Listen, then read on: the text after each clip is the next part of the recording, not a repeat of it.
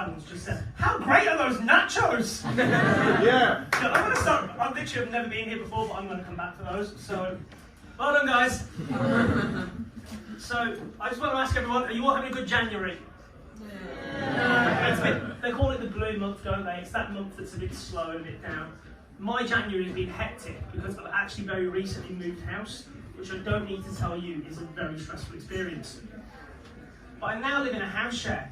I live in a house share with this lovely, elderly, Irish Catholic couple. Their names are Mum and Dad. People say it's quite sad that when you're at my age, I'm literally 4 weeks away from turning 30. People say that it's quite sad at my age when you move back in with your parents' house, but it's actually quite good because my meals are made for me, they do the washing, and if I go to bed by 7 o'clock, they'll read me a story. A lot of my friends, though, have got to the stage now where they're getting married and they're having children, and I'm obviously quite far away from that, and I'm thinking, well, what's the closest thing to that for me? And I've decided I want to have a pet. You know, I want a dog, I want a cat, maybe even a hamster or a guinea pig. But obviously it's their house, so I've got to ask them. So I've said to them, Mum and Dad, can I have a pet? And they've said, no, we don't trust you. Why? And they're like, have you seen yourself? But I rebelled. And 2 weeks ago now, 3 weeks ago, it was the first week of the year anyway, I bought myself a goldfish. He's a little prick. So my goldfish, his name is Philip. I bought him, and he lives in our living room. Although, a couple of weeks ago, I came downstairs one day to go to work, and I noticed that Philip had gone. He vanished. Little fucker went on holiday, apparently, according to Mum and Dad. I was like, Mum, Dad, don't go pulling that. We all know goldfish don't go on holiday. They don't have passports. After about a week, I realised Philip wasn't coming back.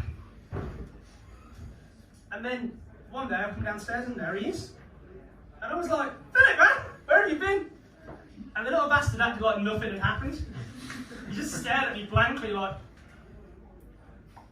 and just swam away. I got home from work that day, Philip was dead. And all of a sudden I'm like, this is like an M. Night Shyamalan film. Like, this has just got really real really quickly. There is a conspiracy. My fish went missing and then he died. Like, we don't know what he saw, but someone has clearly come and got revenge. But then it gets weirder, guys. It gets weirder because the next morning I came downstairs, Philip was alive. And at that point I started realising, I don't think this is the same fish. and then I got a text. And the text said, meet me in the garage. And I mean, I will say, I knew who the text was from, but for the purposes of the story, it's more suspicious if I don't say who it is. So I went to the garage at night. It's January, so it's always night. And there was a voice in the corner. Have you come alone? Look at me, I'm always alone. So I walked in, it's my brother. And he went, you won't be able to unsee what you're about to see. I was like, man, what is it? What is it? And he took a blanket down off the wall, and there it was. And it was like a pet shop. It was like pets at home. It was like 500 goldfish. My parents trusted me that little to have a fish, that they bought loads of backup fish and hoped that I wouldn't notice that I killed the first one. And in their defence, I got through 3 before I asked any questions. And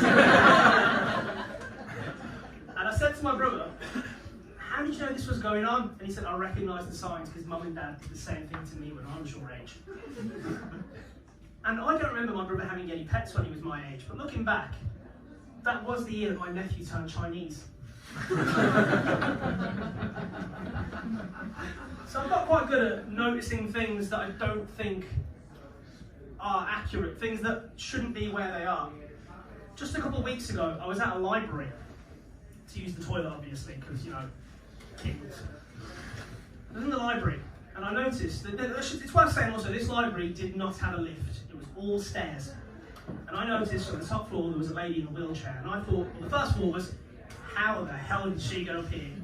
The second thought was, how the hell is she going to get down? I mean, there's an obvious way she's going to get down, which is going to be like... but that's, you know, not the nicest way of doing things. So I walked up to her and I was like, look, when you leave, if you need a hand getting out, that's fine. I'm happy to carry you. And then she said, what do you mean? And I'm like, how are you going to get down these stairs? And she went like this. And that's when I realised she wasn't actually in a wheelchair, she was just in a regular chair that for some reason I decided was a wheelchair. And at this point, I already look like an absolute weirdo, so I've got to absolutely sell it. So I'm just like, it's a miracle! It works! And then I left the library and never went back. Which is no big loss, because it's the first time I've been to a library in about 10 years. But it's also worth saying, and I haven't thought about this for quite a while, the last time I went to a library was when I was in school. Do you guys remember school? You all went?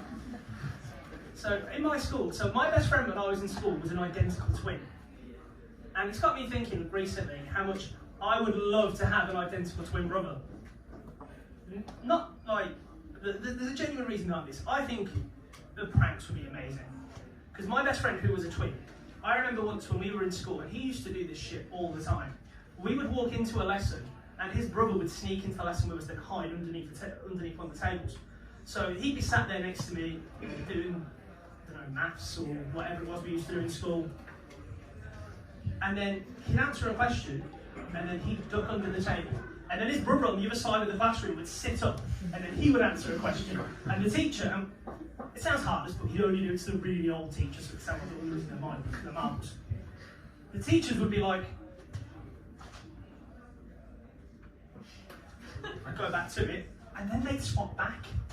And they do it like 3 or 4 times a lesson, and it was comedy gold. And I'll tell you what, they actually still do it to this day. It's worth saying that one of them is a bus driver, and the other one is a narcoleptic. So think about that the next time you get on the number 11 bus. But the reason that I say I love that is for the pranks that I'd get up to. Not to everybody else, but to my identical twin brother. I would ruin his life. I'm not going to lie, I would ruin his life. I'd be like, first of all, I'd pretend to be him all the time. Like, I would propose to his girlfriend, but call her by the wrong name. I'd be like, Jill, will you marry me? But obviously, my fictional identical twin brother's fiance's name is Sophie, not Jill, so you know, get it right. And then I do like a lot of random shit, like I turn up to his work drunk, stuff like that. I got naked attraction, and I'd say I was him. And then like he'd be sat at home watching it with his girlfriend, and she'd be like, "And what's this?" He'd be like, "It's not me." Well, you said that last week when you were on first dates. And then eventually she'd leave him, because he was being very dishonest. And then she'd naturally come to me, because I look just like him, except I'm a lot more respectful gentleman. Guys, you can't tell I've really fallen hard for Sophie. Fictional twin brothers, fictional identical twin brothers, fictional wife, or fiance or girlfriend, depending on where they're at in the relationship. However, I don't think Patrick, and that's his name by the way, my fictional identical twin brother is called Patrick. A bit of a dickhead for being honest, but I don't think Patrick would take kindly to what I'd be doing to him and to Sophie. I think he'd want to get revenge. I'm not going to lie guys, I think Patrick would murder me. But then I think he'd do something incredibly stupid like pretending to be a stand-up comedian and maybe confess a bit. But yeah, who would do that? That's stupid. Anyway, so my name's Patrick. My name's Frank. Before I shoot back, before I go, I'm just going to give you guys another couple of minutes. But first of all, I want to say thank you for all coming out. You know, it's a great cause. It's a great venue as well. All of us here tonight, we're all very happy to be here, and we're happy to see you. So guys, enjoy the rest of your night, please do. Hopefully, see you soon. Hopefully this isn't the last you've seen of me anyway. And yeah, next time I make an attraction, you can be like, I know him!